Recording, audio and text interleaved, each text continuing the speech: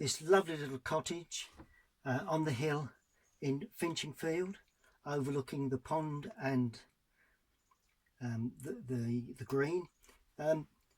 Started really from by looking at that photograph, and as you can see, it's a lovely little cottage sitting well up on the hill.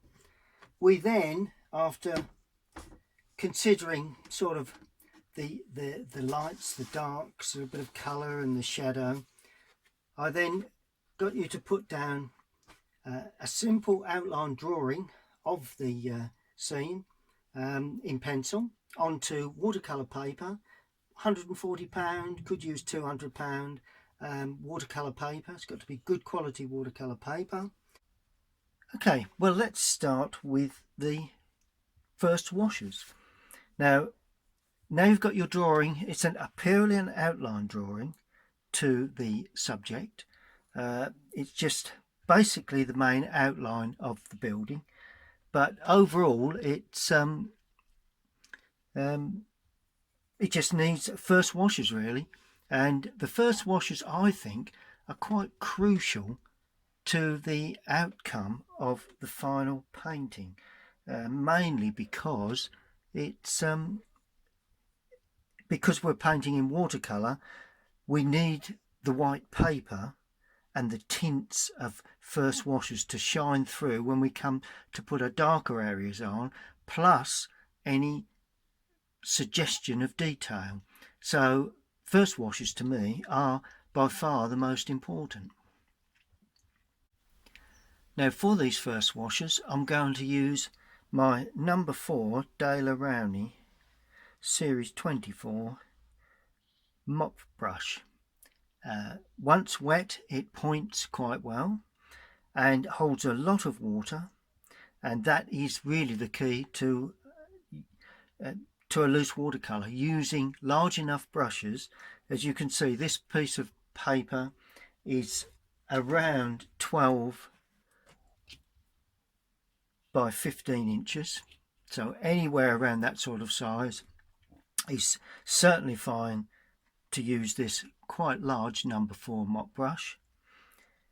Now let's have a quick look at the subject itself so we know roughly where we're going.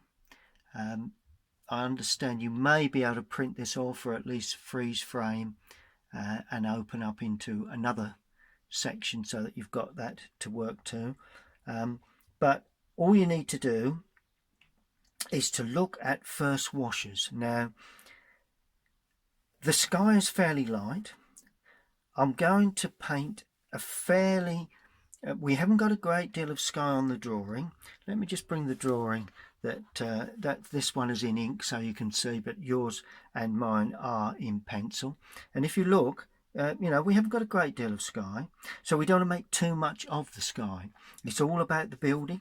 We don't want to make too much of this foreground area. It's purely all about the building. And either side, we're not going to put too many colours or details into that. So that's the drawing. The sky is fairly light, so we're going to treat that fairly simply. The roof area is quite dark. All the walls are rendered, so obviously they are very light. And then we have a fairly dark grass in the foreground. Let me show you how I would start this painting. Good. Well, I've already freshened up all of the colours purely with water, as we've done in the past. You can spray water on there. I've got the corresponding colours on the paper at the back for easy, so that make it easy for you to follow. Good. Okay. Well, for my first wash, I'm actually going to use cobalt blue for the sky to start. Plenty of water. Notice how I'm putting plenty of water in. A real puddle of paint.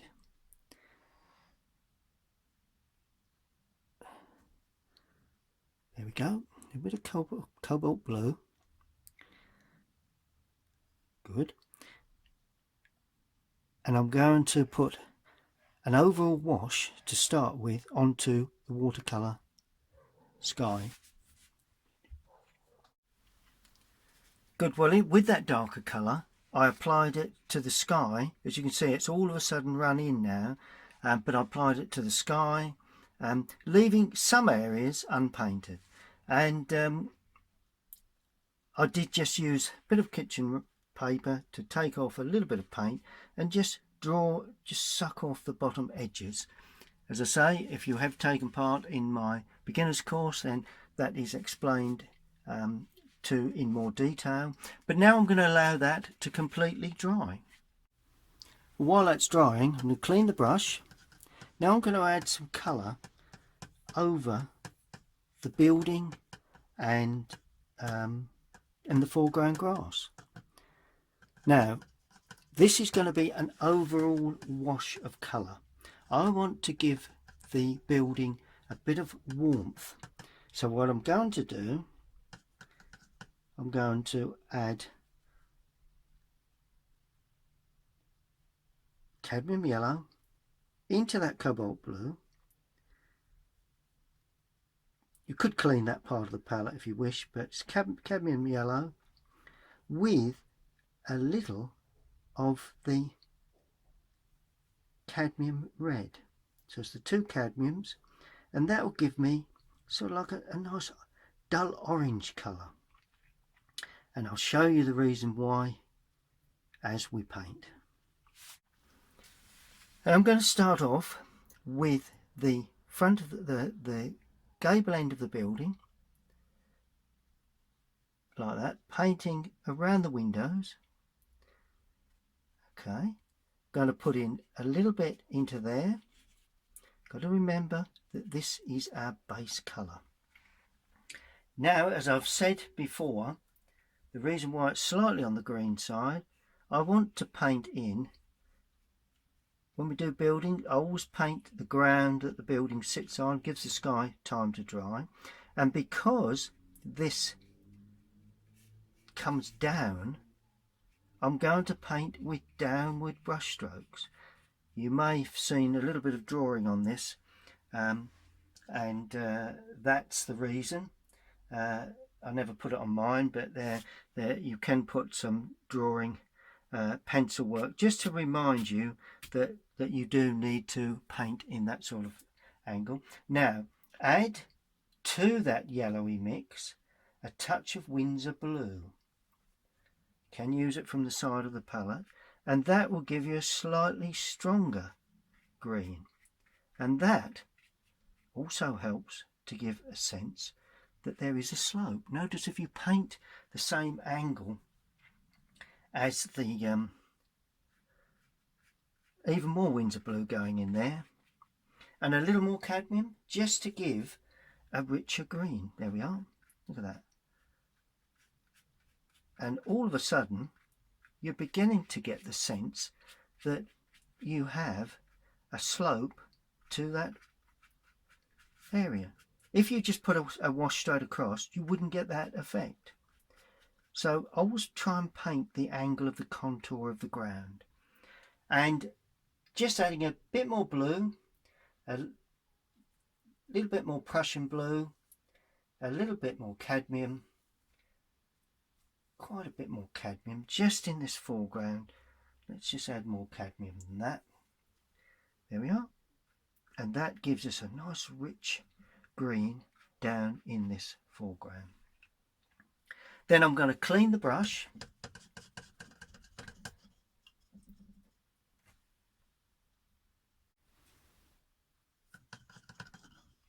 And to that, I'm going to add a little burnt sienna.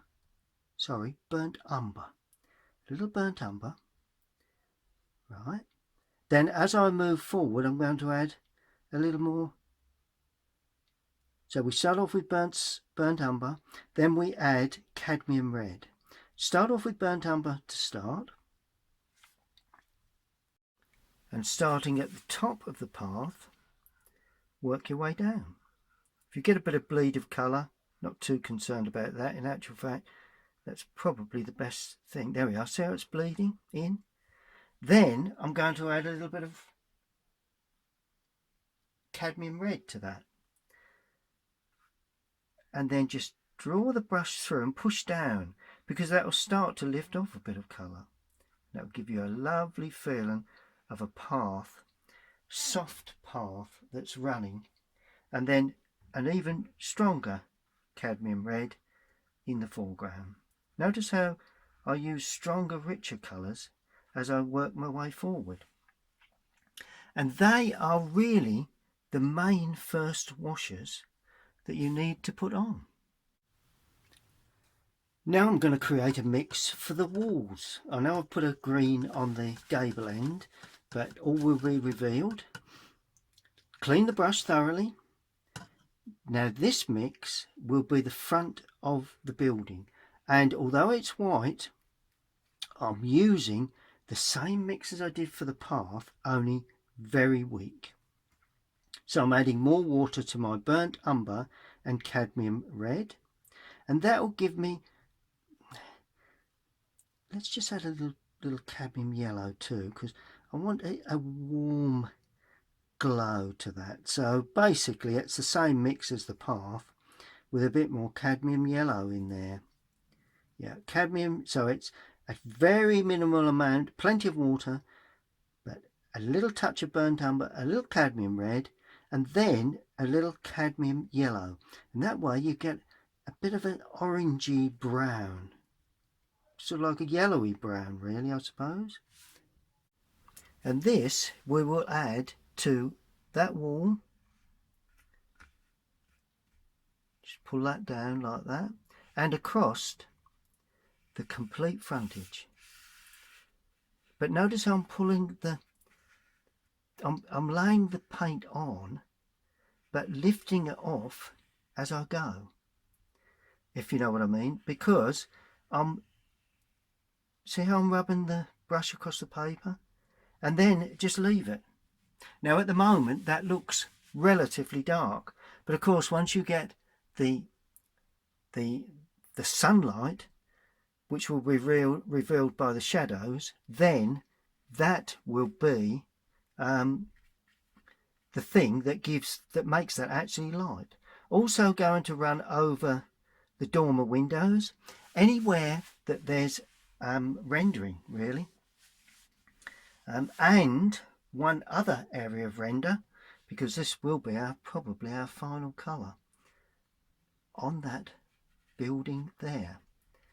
Can paint around the chimney, you could go over that chimney, but I'm painting around so I can get sunlight catching that.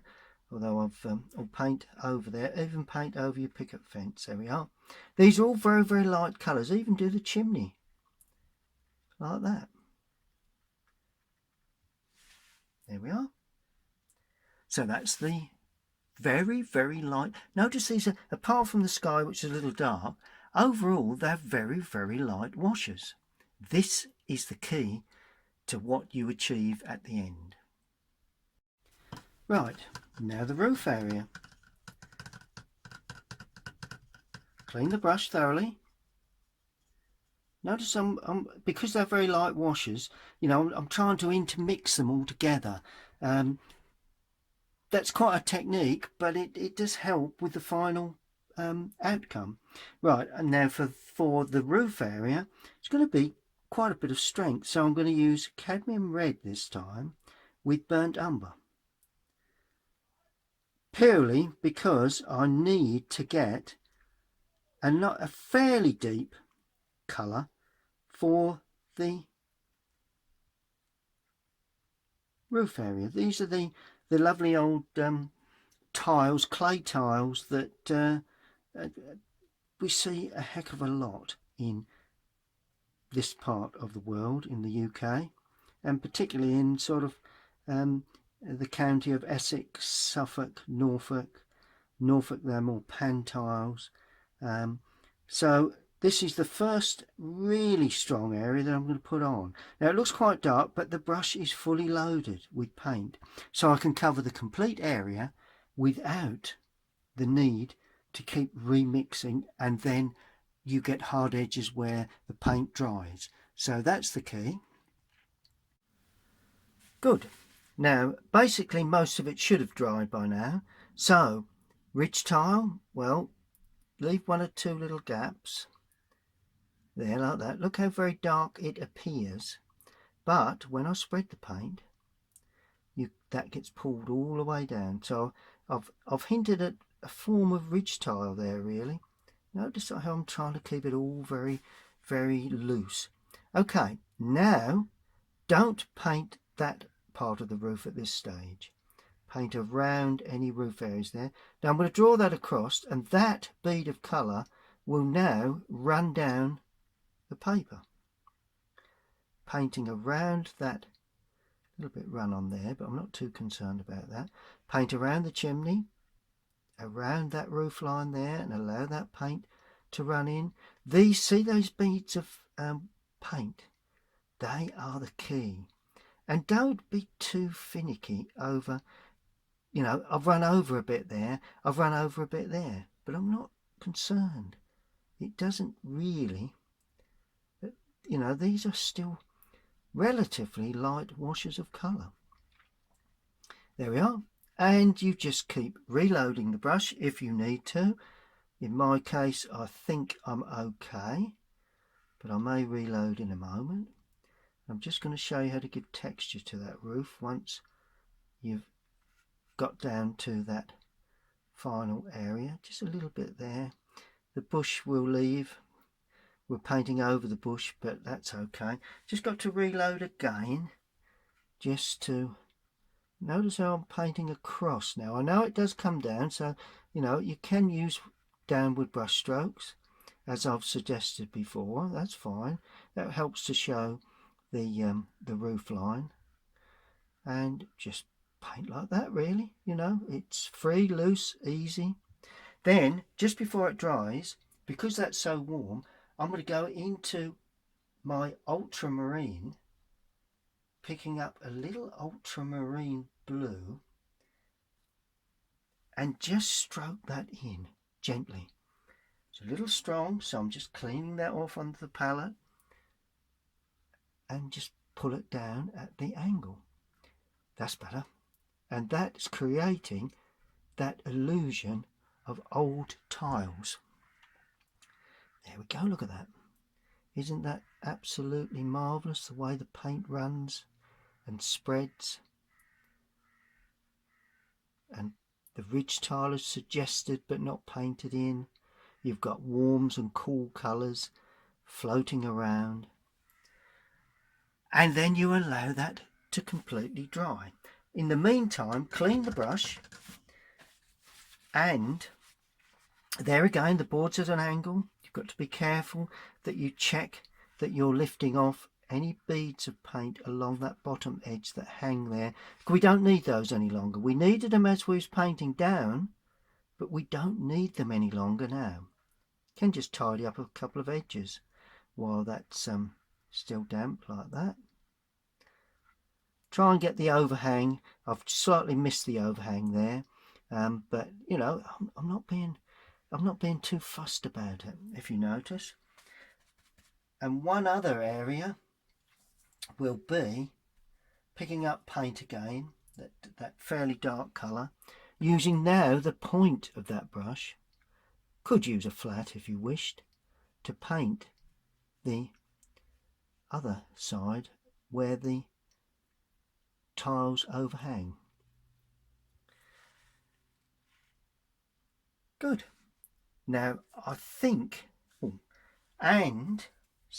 more thing, that colour much weaker for that building there. Now the reason why I've done that, and just let me add a little more ultramarine for this one.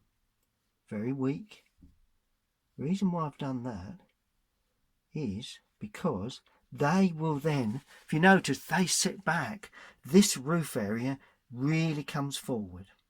So there you go.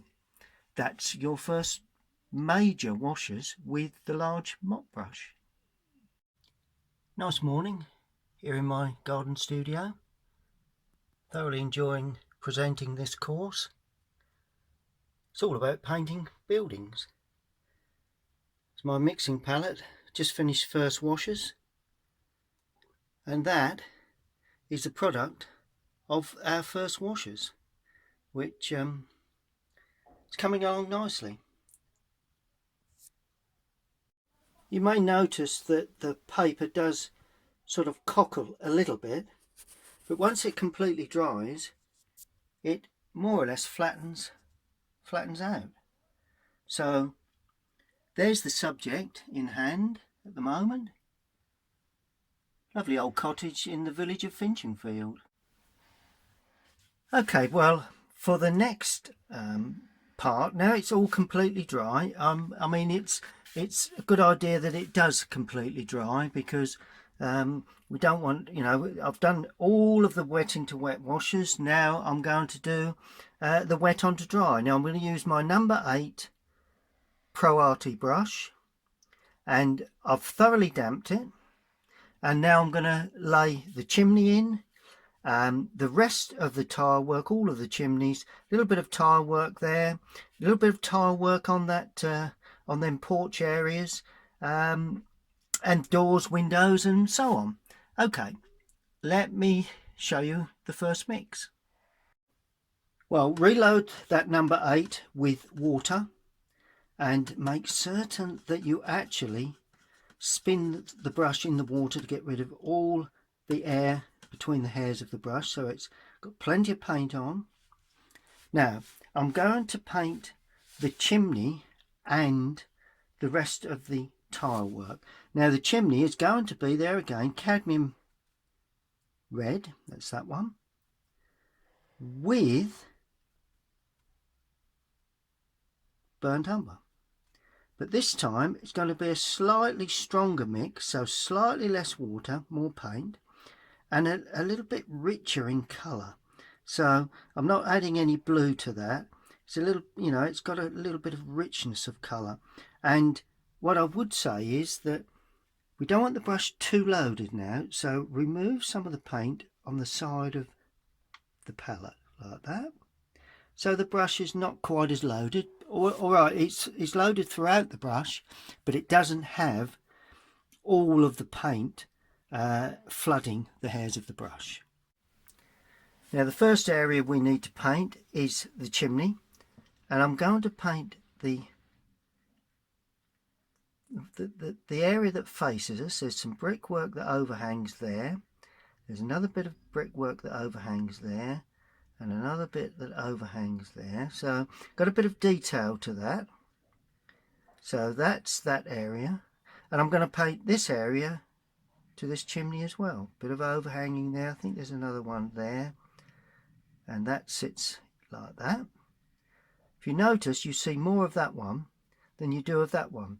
They are probably, and I would have said almost certainly, both the same sizes in width of chimney, but because it's further away, it's going further away from the eyesight. That's when you end up with the feeling of perspective, really. Now once the brush runs out of a little bit of paint, I'm going to paint that sunlit, that's completely in sunlight. That's the reason why I'm using rich colour there. And there is an area of roof there that we can also see just laying back, and that has rich colour. This area of chimney, and although I've painted over that, we'll tidy that up shortly. It's an area of the overhanging porch over the door, so that goes on there like that. And of course we have the shadow side of the chimney. I've left a small bead of white on the sunlit side, and then I'm going to put a cleaner wash just in a little sense that we've got some detail overhanging there, a little bit of overhang detail, and of course not forgetting this chimney. And that, as the paint's running out of as the brush is running out of paint, it's actually slightly lighter. Brilliant. Now we can see slowly the difference between the area of tile work that's not, it's still in sunlight, but it's not in shadow. But the sunlit areas, all right, we've got a little bit of shadow on that, but basically the sunlit areas of those, the porch and the dormer windows, the roof of the dormer windows, that one and that one.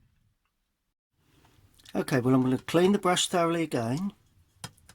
Now I'm going to mix the grey for the window frames. They're like a, I don't know, like a purpley grey perhaps.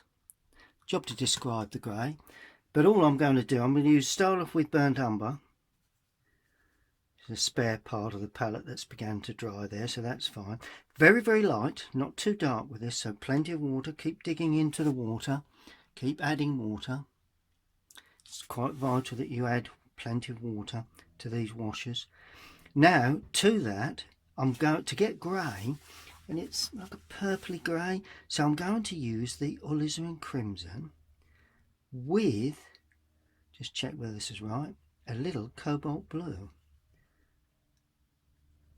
Now to get grey you need red, blue and yellow.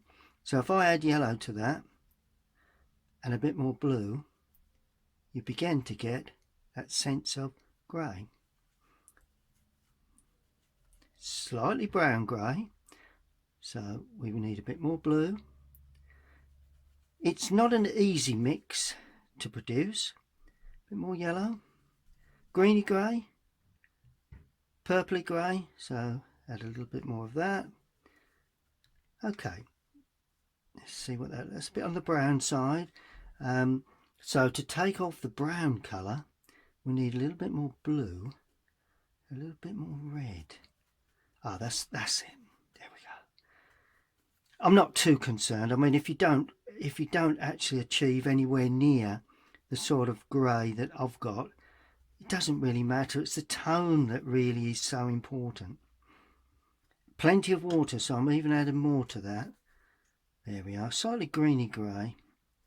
And then remove a lot of the colour on the side of the palette. That's it. Right, let me just show you the photograph again. As you can see, the window frames are this sort of dull grey, like a purpley grey. I'm not sure that I've got the colour perfectly right, but a grey is a grey, you know, and so we've got, it's more of a brown grey. Let's add just a touch more of the red to that and the blue, because I'm not quite happy with that grey.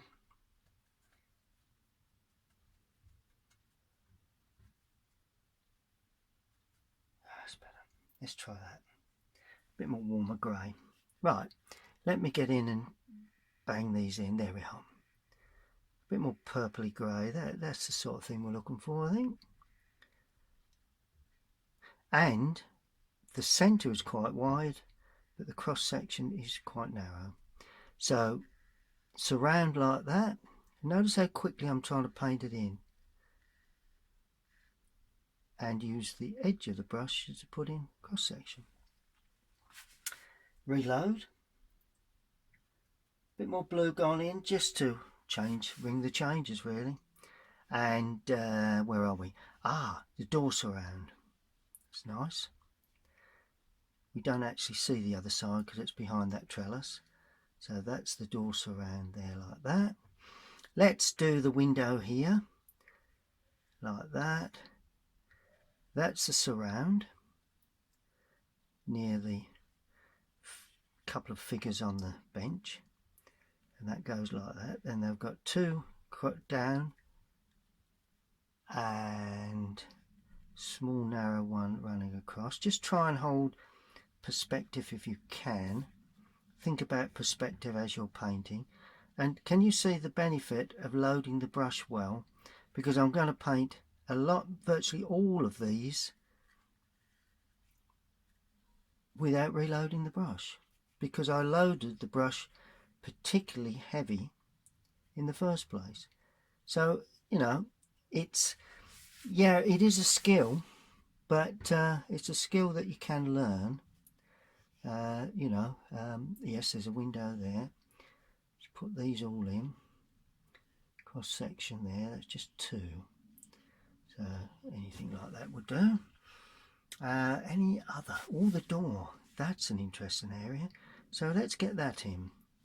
Let's produce the door in there like that. And may as well put the down inside. That door is open or slightly ajar. This one is closed. And if you notice, now I'm running out of paint, it's actually given the door a slightly lighter look. And that could very well be of benefit later when we come to put the finishing touches. That to me is pretty much, let's just extend those because there is a sill there. But other than that, that really is window frames in. Now I'm cleaning that brush again and laying that on the side because I'm now going to use the number 6 Rosemary & Co. Any number 6 really would be fine. If you've got a small number 6 that points extremely well like that, then that would be fine. There again, into the water, give it a spin. Always best thing to do, get rid of all, so it fully loads with water.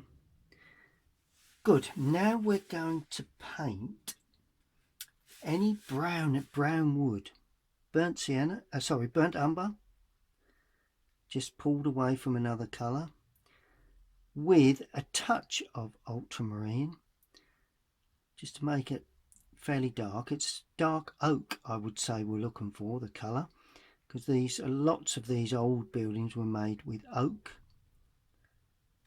There we are. That's the nice deep dark brown we're looking for, but it's not as dark as you think once you apply it to the paper, because you've got the white paper shining through. We've diluted. If you spread it, look, you can see how it's not really that dark, but the brush is loaded so it looks dark. But these are things you'll learn as the more you paint, the more you'll realise the density of mix is also very important.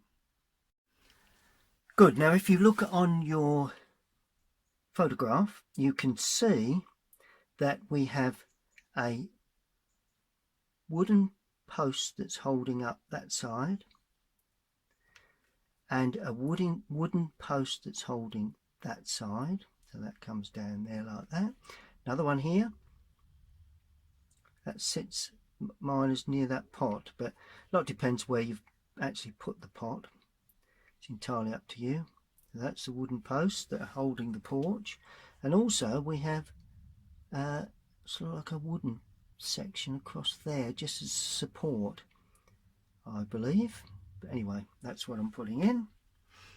And we're also putting in the picket fence like that, leaving, just put that in like that. That's sufficient. That post is a little wider because it's the main post at the end holding up everything. And trellis. Use the point of the brush, now the brush is running out of paint, and just suggest lattice trellis. Just like that, that's all we got to do. Don't see quite so much of that because it's nearer to us. Just use the point of the brush, that's why I used a small brush. You could use a rigger, but this just holds a lot of paint. So that's the trellis. And there is a trellis there, which now the brush has run out of paint quite a lot, you can actually get in the lighter sides. Notice how I try and do the darker sides first and then the lighter sides once the brush runs out of a bit of paint, because it's still fully loaded, but of course it's as it runs out of paint it becomes weaker because you haven't got so much paint on the brush. Okay. And yes, same colour required for the bench. There you go. Right, you paint a bench like this. That's the upright at the back, that's the arm rest, and that's the upright at the front. So that's the upright at the back, but this time we can see right the way down that. It's not obscured by anything there. Then that's the armrest and the upright like that. Okay, brilliant. That's all you do. Now you just leave gaps where the figures are. So we've got a seated area there where the figures are sitting, and that runs across and goes right the way through the back. Now you can see where that leg shows underneath and down the back. Then you have a cross section across the top that stops where the figures are and starts again. Then you have small little, perhaps a piece at the back, then smaller sections running down like that. And once you put in the figures, all of a sudden they'll be sitting there on the bench. I would say my figures do look a little on the small side, but perhaps they're children. Far better than being too large. That's my theory. Well, we have covered mixers for windows before, and just clean the brush again. No need really to clean because we're going to use burnt umber and ultramarine. But notice how I removed a little of the moisture, because I don't need too much moisture. Bring a bit of that red in, you know, if you've got another colour on there, bring that in as well. We're looking for a dark sort of grey really, but this time I'm going to use blue grey. Notice how I've added more blue there, perhaps a touch more water. There we are. Now that will do the windows up on the first floor, but on ground floor I'm adding more brown. So let's weaken that mix just a touch. I went a bit heavy with the paint. There you go. Because I don't want the glazing to be too dark up top, because it may reflect a bit of the sky, but in the lower area probably wouldn't. So I'm going to paint that a little differently. Right, now on the photograph you can see that the windows look quite light, but down in the lower area they're quite dark. Now I'm going to make them darker than they actually look, but my windows above will be lighter than the windows below, but overall they will be a little darker. Right, let's do the windows on the first floor, and all you do from windows is just paint in between like that. Yeah, and I'm going to leave, if you look, I'm leaving here and there some little shafts of light, and on the sill area I'm leaving something standing on the sill. Now when I've covered windows before, I do that quite often. A, it gives a feeling of light, and B, quite often people have objects standing on the sill inside. Now this one I'm not leaving quite as much reflection. Ring the changes, and I'm putting like a small sort of vase affair in there, but when I come to this one there's nothing going in. It's purely, it's not too much of a good thing. That's the key. Now I've remixed and I've added a little more brown and a touch of the cadmium red.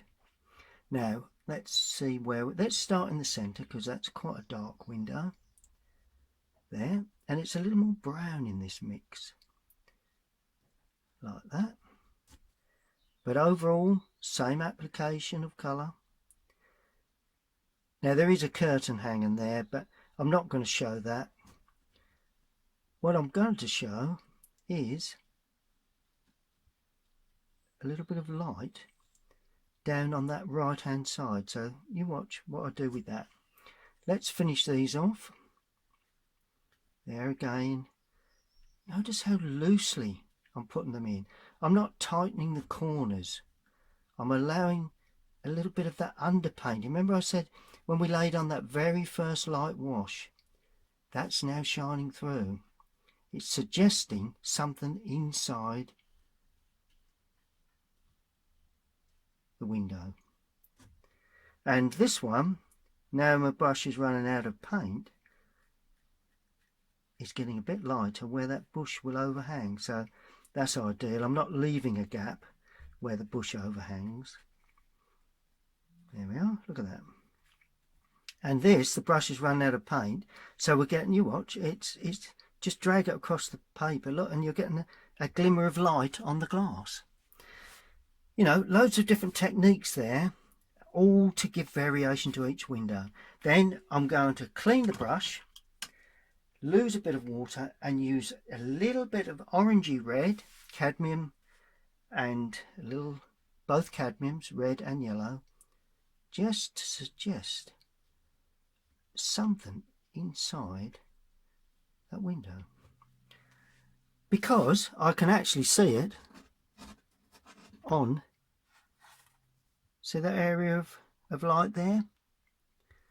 That's what I'm trying to pick up. You know, what you see, you know, I'm not worried about the curtains. They are too complicated. It's all about the front of the building and light, but nice bit of warm area there. I do like warmth amongst my cool colours. So in actual fact, we've got lots of cool colours, but also lots of warms in the, you know, it's the warm and cool colours that work extremely well together. Good, well, we're getting there. It's all beginning to dry up nicely. A couple of things I've added off camera. I've put up the, put in the colour. It's the same colour as the windows. There was some left in the palette. So I put in the gable end of the porch, all the browns. Once I got to that colour, I then put that for the door there, painted that in the door. And I had to put a chimney in there that I'd forgotten about when I produced that chimney. But overall, pretty much there, really. You know, I mean, if you look close, there's lots of little gaps and little rough edges. Well, that's why I'm trying to introduce you to the large brushes to get the washes on, because that will loosen up your work. And look at the lovely, I mean, when I stroked in that blue, that ultramarine, into the red tile work, it looked a bit heavy, but I spread it a little and then allowed it to go dry. And as the old saying is in watercolour, watercolour dries at least a tone lighter than when it's wet. So if it looks a tone too dark, it's probably right. If it looks right when it's wet, it's probably too light. It's not dense enough mix. Right, where do we go? Ah, the door that's ajar. Let me show you how to mix and deal with that. Right, clean the brush. And we're going to use the same mix as we did for the windows, but this time we're going to have a lot more ultramarine in there and more burnt umber. So it's a blue. I've got a bit of red in there as well, but it's not a problem. It's mainly burnt umber with ultramarine. It's almost a black, really. Okay, so what I'm going to do, I'll show you what I'll do. I'm going to use that colour to produce the top of the door, nice and dense, because that's right inside the opening, so we can see inside. Then I'm going to clean the brush and use a bit of that red, which is cadmium, with a little bit of cadmium yellow. So if you've got some of that left, ideal. You could even use a bit of that, you know, any colour you have on the palette, really, that's warm and not cool. So we've got the cool dark grey. Then we clean the brush and we add the red. So let me demonstrate that. Well, what I've done, I've painted in the dark area there. Then I've gone in with some red and I've just painted in the lower area with a very weak wash. Now, as I say, that can be seen, just paint in where the top of the step comes, that can be seen on my first course. I've demonstrated that, but basically it's a dark colour halfway down. Clean the brush, a bit of a warm red on the brush, very weak, and touch into that damp area, and pull it down, and that bleeds in. So you've got there again the two reds that complement each other. So that's how you do door openings. While we've got some dark colour in the palette, I'll pick that up again, and let's do the furniture. What have we got? A letterbox that stands up right there, and a door handle of some sort. We've got a letterbox there with another handle there, perhaps. Any other dark areas? Not at this stage. Good. Let's have a look at the figures. Now I've pulled in a little closer so you can see how I paint the figures. Now, it's all quite warm. There's one or two blue areas, but I want to introduce a warm and a cool colour into the figures. And ideally, the warm colours need to be more brilliant than the building, because, clothes generally can be more brilliant than older tile work in colour. And also the other figure is going to be blue. So, and that needs to be quite a different type of blue to what you've used, because otherwise it's, too much of a good thing. Keep using the ultramarine. So, right, now for the red, I'm going to make the smaller figure the red, because we've got lots of reds in. The blue figure is going to be the larger figure. Right, here we go, cleaning the brush. I'm not going to show you this mix because it's basically simple. The red is cadmium red, purely cadmium red. It's just a matter of getting density right.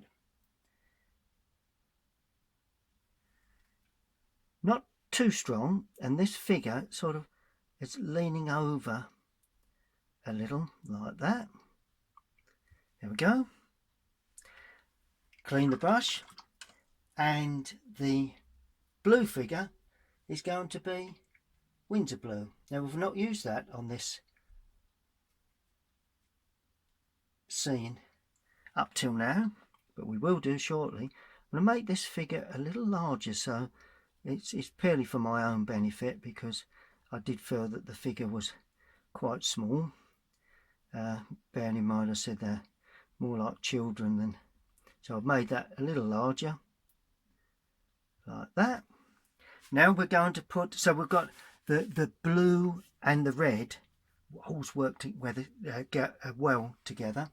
Now to that I'm going to add burnt umber and ultramarine. For the one figure is going to be right, this figure is going to have jeans or trousers of some sort, and they sit there like that. Make that just a little darker, wider. That's good.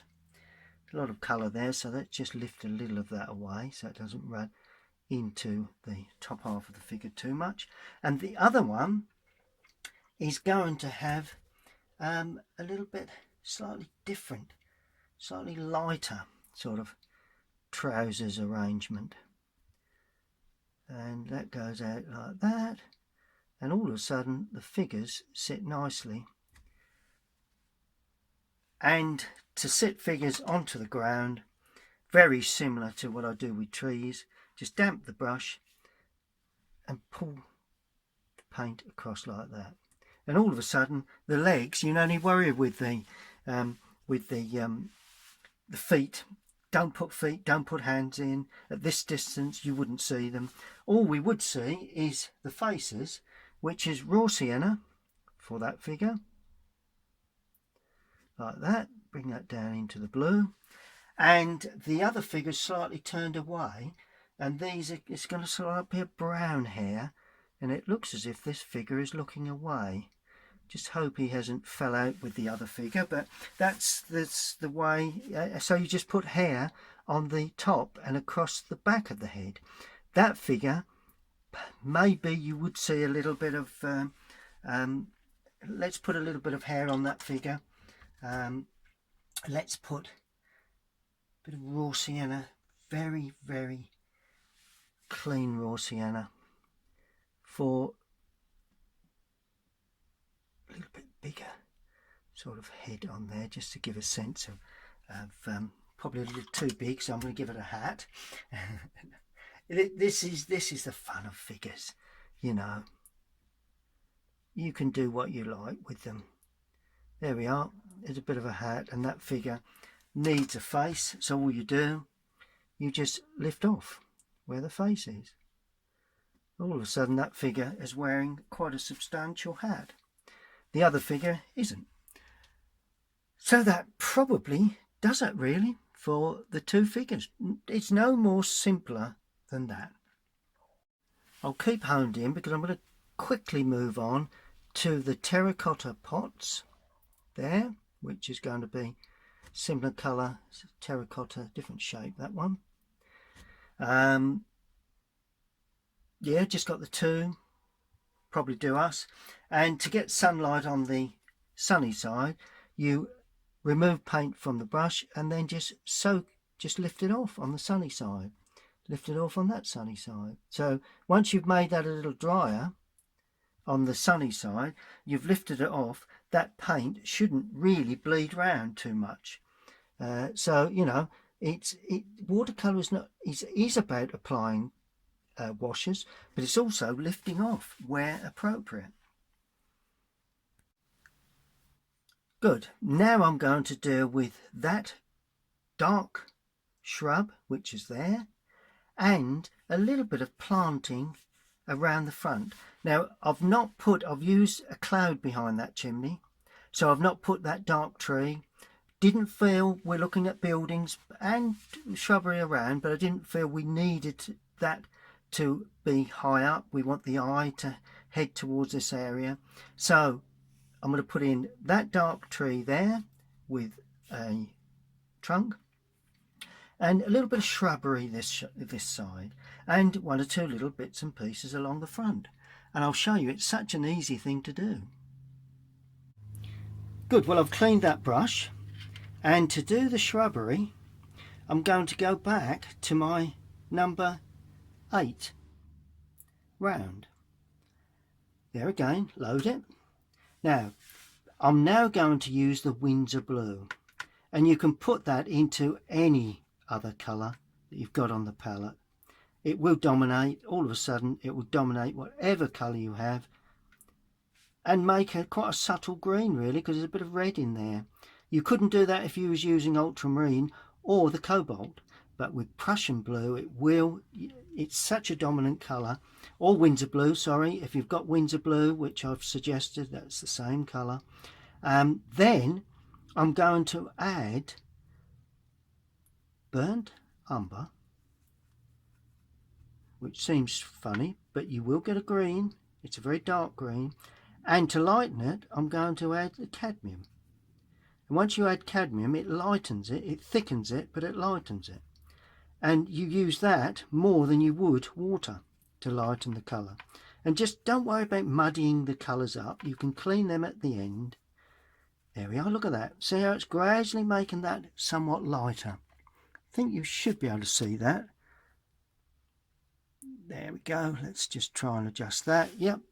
There we go. Look at that. See how nice. It's a dark colour, but it's you know, there again, once we spread it on the paper, it will appear lighter. Now remove a lot of the paint, because I'm going to use the side of the brush technique. Good. Now the brush is well loaded. You could use the point and create you know, detail, but you know me, I'm not about detail. I'm just about scratching across. It's a technique that, notice how I'm just scratching across the paper, then I'm using the side of the brush on the more the point of the brush on the outside. It really is a matter of getting the brush loaded correctly. I will say that it's, you know, it's something that you can't get right first time. but that's a technique that I'd like you to actually to practice, really. Then on the real dark side, I just add more Windsor blue or Prussian blue to that mix, and you get a darker, stronger blue mix. And that is for the undersides of branches that are overhang, and the left hand side because the sun's coming from the right. So the undersides of those branches like that, and at the bottom as well, because that's where a lot of the dark, it's not a great change of colour, but there is a little change because overall it is a very, very dark bush. And then the trunk, add more burnt sienna. Let no more water, and that will give you a dark greeny brown. And the trunk needs to sit under and lay there like that. Look at that. That's the trunk to the shrub. And then you use a smaller brush, lightly damped, no paint, and just spread that across the base. And all of a sudden that sits into the ground again. Remember I did that on my other course. Those of you that have downloaded my other course, just going to add a little bit more this side, just over that with a little bit of dark colour, over that window a touch. Now those same three colours I'm going to use to create a variety of, and the same brush of course, of good variety of textured planting that's you know, it's a variety, and I'm not painting. I mean, you may have a rose that's been trimmed if you're looking at winter, but there's a little conifer there, so I'm going to paint that in very loosely again, just using the point of the brush on this. You know, you can ring the changes. So a little conifer, and that sits. They're always dark green all year round, so that sits there nicely. Then I'm going to add a little bit of burnt umber again to make a brown green, and I've really see how sharp that brush is. That's fanned out purely by pushing onto the palette and removing some paint. And I'm going to drag down. Look at that. A lot of artists use a fan brush for this, but I would prefer not to. And now you've got the point of the brush, you can give that sort of technique and drag down on that, paint in that. Look at that. Isn't that fantastic? Now I'm going to add yellow to that, so we're looking at quite a yellowy green now, because even during the winter you get sort of yellowy sort of green plants that stand up. A little bit near that door makes the door. Oh, and what about in the planters? Don't know what we've got, but I'm going to put something in there. Look at that. Isn't that lovely? And then point again. There is a creeper running up there. Now when you do creepers, remove most of the paint on a tissue, then drag down, gently teasing the paper, because this doesn't want to be too prominent. It's quite open affair, and then it just runs down like that. God, this watercolour painting is fantastic, isn't it? Isn't it absolutely brilliant? You know, I mean, you know, it's used with restraint. That's the key. Must use a bit of restraint. Brilliant. Look at that. All of a sudden, with a few simple brush strokes, you've got a feeling of planting. And you can actually see now where the building sits onto the ground. Right, now I'm going to use a similar mix, only a little weaker now. So it's a green grey like that for the planting to the right of the building. And what I did with that, I damped that area with a number 6 with clean water. Then I used the same mix as that to go into that damp area, and then mixed a stronger colour for the real dark area. So you've got a nice soft area. That's the reason I damped the paper before I put the colour in. But that's techniques that I'm gradually going in just as it's drying now. But I don't want to show you too many techniques at this stage, because you need to learn as you go, really. But that's what I did. Not vital. You could put another dark bush in there if you found that one worked well. Just put another one in there, as long as you didn't make it too large. Brilliant. We're nearly there. Let's just deal with a little more colour in this foreground. Well, we only have 2 more mixes that we really need to deal with. It's the green for the foreground and the shadow. Now, I'm going to use the large number 12 for this, because I don't want shadows to get too tight. Now, first thing I'm going to do is the dark green in the foreground, okay, and I'm actually going to use the number 8 to damp certain areas. Right, so the number 8 will be laying water on, and the number 12 will be adding colour. Go into an area where you picked up lots of Windsor or Prussian with a touch of cadmium. More cadmium to start. No matter if there's a bit of red in there. More cadmium. That Windsor does dominate. There we go. A little bit more water, because we will add more paint shortly. So let's get the feeling of the bank going uphill at the front. Well, here we go. I'm going to damp with the number 8 areas along the top that are slanting like that.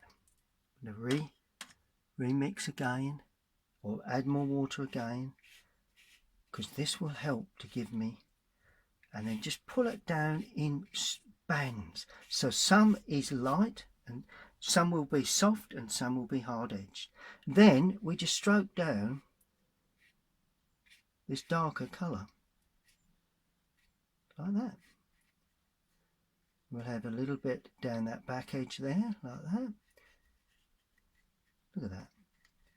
All of a sudden we're getting soft edge at the top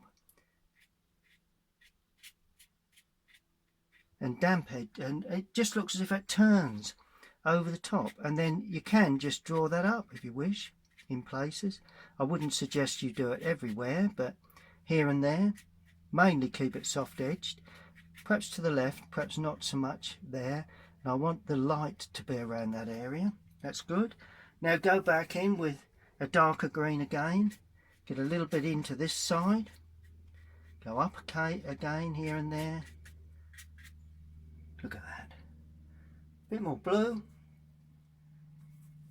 no more yellow, and all of a sudden got that lovely sense that lower area slopes away and is quite rough. Look at that. See the way that's, and I'll just soften that. Lovely techniques. Bit along the edge there, just softened off. These areas just softened off. As long as you keep the angle, use that brush just to soften. And all of a sudden you throw the eye up the page and in towards, let me finish that, in towards the building. And that's what makes this such a lovely subject, because you're actually putting the building up onto a higher piece of ground, and it's a perspective that you, when you did your drawing, plus this slope, that makes the building look sitting higher up onto a bank area. Now it's about this point where I haven't suggested you actually purchase a mount, But if you do, or even 4 pieces of card just laid over the picture, that gives you a good idea of the composition, and that makes such a difference to the scene. You know, you've got lots of all these light edges that are attracting the eye, but of course once a picture gets mounted, you can show a little more of the, you know, of the foreground. If you feel the foreground needs, you know, you've not been quite so good with the foreground, you can show a bit more sky. I wouldn't go too high up because you don't quite get the feeling of height, but generally that, to me, helps frame the picture. And just before you put the shadows and the little finishing touches with the rigger, not a bad thing to do, actually.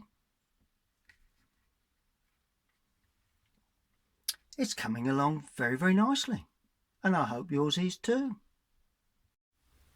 Right, now I'm going to use my 1/2 inch flat. So at the end of this we shall be used all of them, because I'm going to use the rigger for finishing touches, 1/2 inch flat, and I'm going to mix a dark sort of a shadow colour. Now for the shadow today, I'm going to use alizarin crimson. I'm going to mix it here so we can see it a bit more clearly. I hope you can see that. I think you will. Yep, let's just see if you can see that. And I'm going to use ultramarine blue.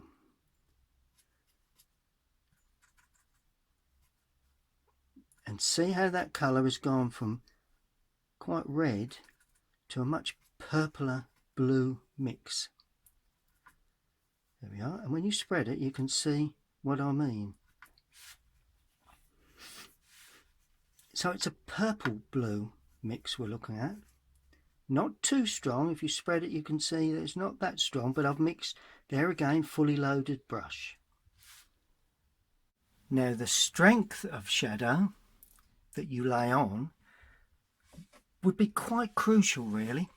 If it's too dark, it, you know, it could dominate a little, but if it's too light, you won't get the punch that really you need.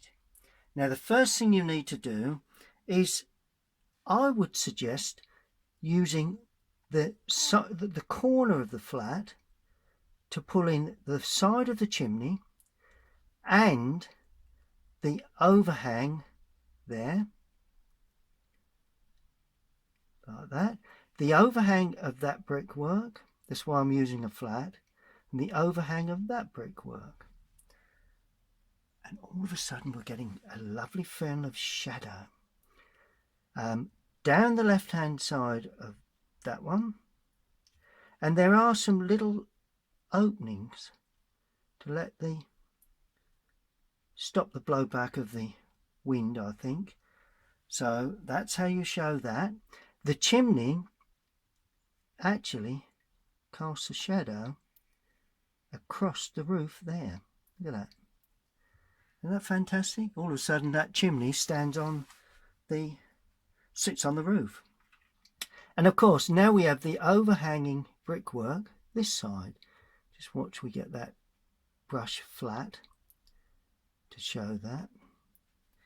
And all of a sudden you've got that row of bricks that's running around, and in actual fact that casts a small shadow on there like that. Look at that. Isn't that fantastic? Now apply the overhang shadow. Remember, sun comes from the right, slightly on the front, so the overhang shadow to this would be, leave a gap because there's pointing for the tiles at the front, so leave a gap and just draw that across like that.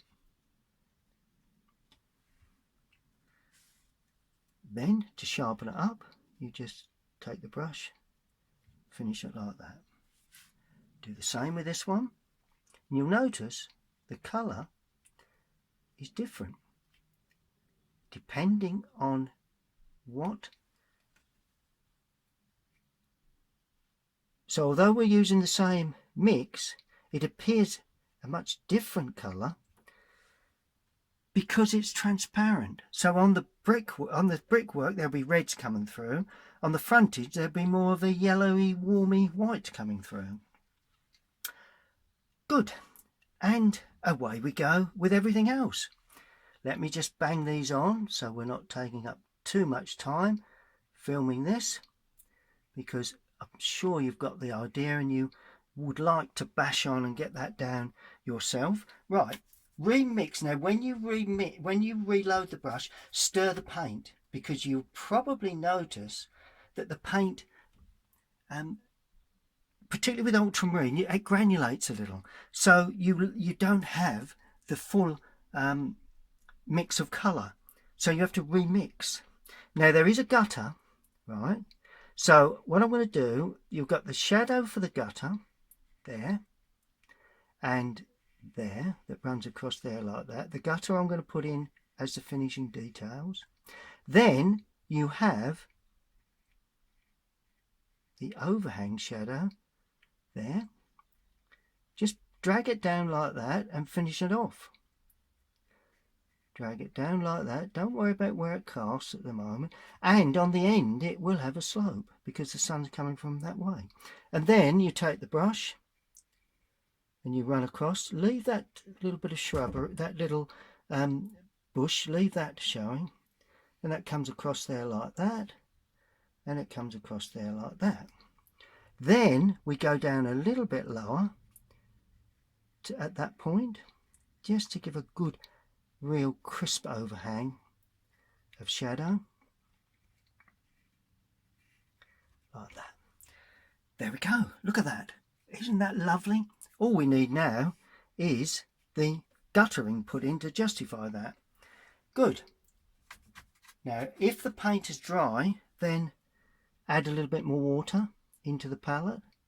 But here we go again. I'm using the side of the brush. I'm just pulling down this time on that side, because obviously that's in shadow. Where else? Oh, lovely shadow from that roof, from that building, that's cast across like that, out like that, into the post. Don't go over the post, it's inside the door. Then we have the post shadow. Then we have the actual shadow that runs right the way down like that and inside the door. There we go. And across like that, because it lines up with that. Look at that. And allow that to dry and that will sink back lovely. A little bit of shadow from the trellis perhaps there. Look at that. And of course we have the same there, but that shrub stands in front, so you won't see it until you get to there, because that shrub is taking a little bit of the limelight, if you like. And there is a shadow there from the post, and then that there from that side, and paint around that. You can go over that door. Remember that this shadow comes down here. This is why I'm using a large brush again, because I want to paint a lot of the area without reloading. Then I want that area there of overhang, that area there where the gable overhangs, same as that. That I've made a little bit lighter. Right, what else have we got? We must have something else. Yeah, loads of it. Right, into the mix again, adding a bit more water because it's drying out, but some of you may not find that. Right, now this is where the fun starts. Shadow from a building, pulling in there, goes fairly high up, and then it shoots down like that. Paint around that shrub, because that wouldn't be in shadow, but this would. There. Pull across like that. Doesn't that give a lovely sense of a building living next door to that?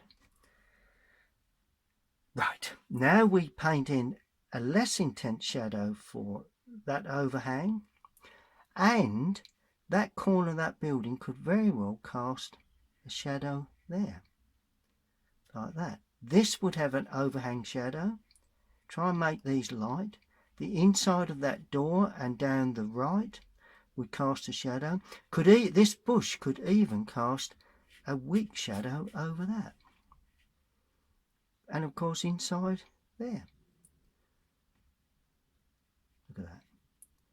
Isn't that fantastic? And that could even cast a shadow, well it will, underneath, like that. And a little bit on them windows. Look at that. Shadows are a marvellous thing. Across the floor, the ground there, where the figure's set, to the left-hand side of the planting, and a little bit of extra shadow there, and of course there, and on the left-hand side of this planting. Just be very careful with that. Don't put too much of that on. Brilliant. Look at that. See how that brings that to real life. It really shows a real film of sunlight. You may see just a small sliver of shadow there under the overhang of that, purely because you can see under it a little bit. Maybe on the overhang of that and on the overhang of that. Where else would we see shadow? Yes, perhaps. Well, we'll leave that until later when we get the rigger out. A little bit here running across the path, and that gets wider as it comes through. This turns, so it would have shadow. And this is interesting. What about a casting shadow? There's nothing there, but I always like to have a foreground casting shadow down that right hand corner. Indicates perhaps a bush of some sort. That sends your eye towards the building, looking at the opening, to the tree, up to the chimney, back to that soft area. Good, we're nearly there. Just the finishing touches. Now for finishing touches, I'm going to use the rigger with burnt umber into that dark area there, and a little bit of red. Not too much. There we are. So a rich brown, and a brush that's not, there's a bit of damp colour there, so just bring, but it's not, it's fully loaded, but it's not too damp. And I'll show you why that's the thing to do. Now I love finishing touches, and to me they pull everything together. Right, quickly with the brush, picking up a sense of overhanging tiles on the end and just a bit of the gutter area there, like that. Don't forget we will have gutters. And a little bit across the top, and some indication here and there of a ridge tile. See the way I'm just hinting at the jointing between each ridge tile, and you just draw across the base. You don't paint every one, because that would be really a recipe for disaster. But you do just paint the odd one or two, suggesting, and that's what watercolour painting's all about, suggesting where that chimney sits on. And there would be a ridge tile there, plus a bit of overhanging ridge tile there. Look at that. All suggestive. Nothing that actually states that the number of tiles. We're not concerned with the number of tiles. It's just suggesting that the tiles do hang there. And that's all you need to do. And if you're loose with your first washers, then you can get away with it. And I can tell you I get away with an awful lot when I paint, because I try and paint extremely loose. We've got a tile there, but then that runs behind. You can just pull with the finger just to soften it, and a little bit there, another ridge tile there, and a little bit coming down there. Look at that. Isn't that fantastic? Right, where else do we need them? Well, we don't want to overdo this, so easy to overdo the whole thing. Oh, we do need now, so I add more blue to that mix because I want to put in the gutter and downpipe. Now, I've not drawn them in, but sometimes I don't put them in. But in this instance, I'm going to. It's for demonstration purposes. So you've got the gutter that runs along like that. Notice how I'm not painting a straight, dead straight line. You know, it's little bits and pieces of it, and it's not too wide. Did you notice that? Once you go really wide with these gutters, then it's difficult to get it to look like a gutter because it's just too heavy. Just darkening it up just a touch because it didn't quite show through that shadow. And the downpipe, right, it overhangs a touch. If you look on your photograph shortly, and it comes down at the side like that. Then we have an S-bend, right, and after the S-bend there's a clip, so just leave a gap, go a bit further, and another clip, so leave a gap, and another clip, leave a gap. Finally that goes straight down into the ground. Look at that. There's your downpipe. Simple as that. Then on some of the windows we have across the top down the right, across the top down the right, just to sharpen those up. Nice where that light is, to have a dark edge as if it's on the window. You can do it not with all of the windows that you want the eye to be attracted to. More in particularly that window there, because that's where we want the eye. We don't want the eye looking there. We don't want it looking behind that building. We don't want it in the foreground. We want it running up to the figures in and around the front of the building. And then it's just, and a lot of people say to me, okay, well, what are those marks? You tell me. You know, no idea. All I do know is there are bigger marks in the foreground and they are as they go up, and that gives perspective. Could be little grasses standing up. I wouldn't suggest keep flicking in grasses in the foreground. That gets too complicated. Where the eye is being drawn, that's fine, but not either side. And with a very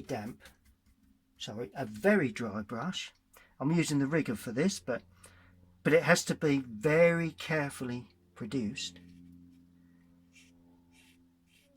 Running across for texture and then just drawing it up like that. Now a little bit more water to show some marks. Notice how I've not gone right up to the door with that, but that's how I've created the illusion of a gravelly texture running up the path towards the front of the door. Okay, let's analyse what we've done. Now with the rigger, you can quickly suggest a few tiles here and there. Remember the angle of the slope of the tile. Just really on the edge like that, across there and down at an angle, across and down, across and down, across and down, down and across. You know, it can be done. It sometimes doesn't need to be done, and sometimes I put a little bit of shadow on top of the just lighter than the gutter, of course, and that is for the jagged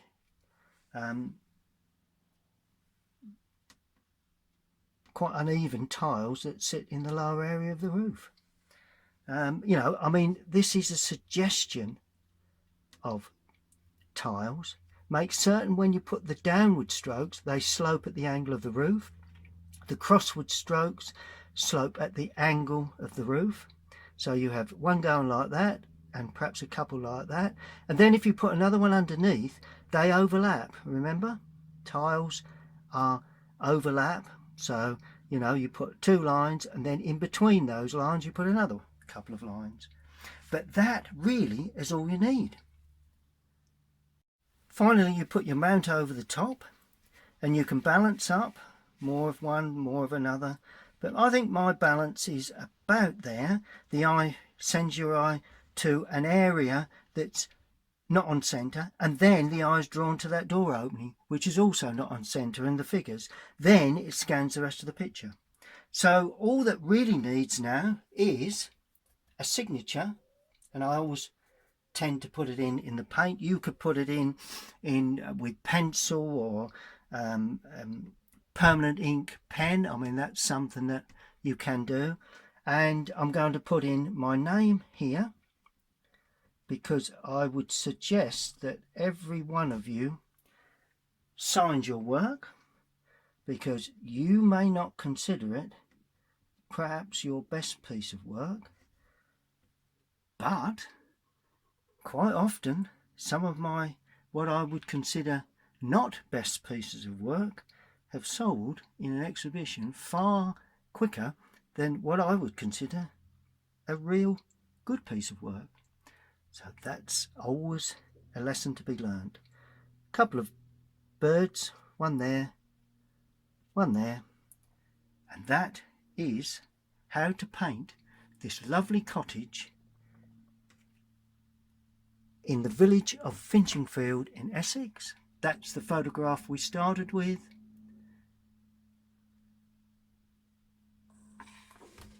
This is the drawing that we put down in pencil. It's an outline drawing of the building. And then we just added colour in a graduated form. Finished painting, and it has everything really, you know, that I would be looking for in a cottage here in the UK. We have the lovely dormer roof and windows at the top, a couple of lovely red brick chimneys, couple of porch areas, and of course once we put the shadow on, then we ended up with a 3D effect, because before you put shadows on, everything can look quite flat. But I've elected for a more purple shadow on this one, because I want you to try different colour mixes for different shadows. But I hope you've enjoyed that, and keep painting, practice, rerun the video a few times, watch me produce it first, then run back and do little bits and, you know, stages of your own, and we'll see you all again next time. Thank you very much.